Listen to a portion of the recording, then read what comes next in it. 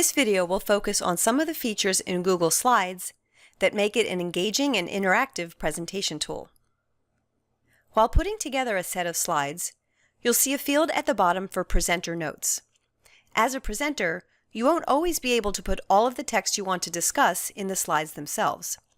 Adding notes is a great way to help you touch on all the material you want to cover without cluttering your slides. I'll add a note down here about mentioning some further details about this slide. This note is just for me as the presenter. The students won't see it. Now when I share this presentation, I can choose Presenter View from the drop-down menu. And I have this presenter window displayed alongside the presentation view that the students see. If I switch to Speaker Notes, any notes I have will appear here.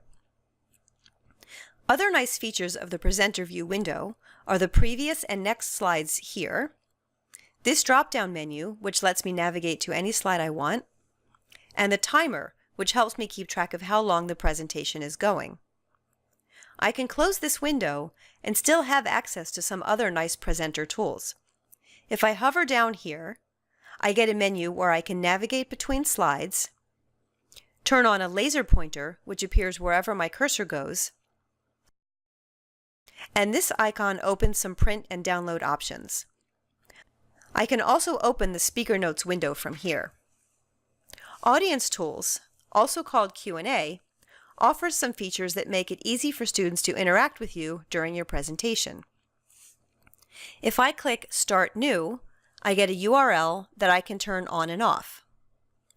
When this URL is on, both the viewers and presenter see this invitation to ask questions, along with a clickable link.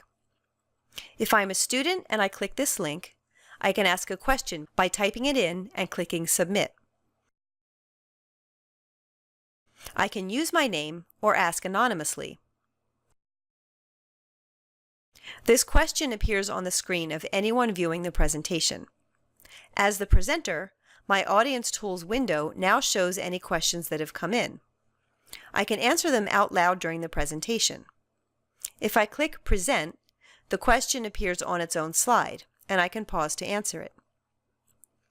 This slide doesn't become part of the actual presentation, but it's a great way to enable anyone viewing the presentation to interact with you as the presenter.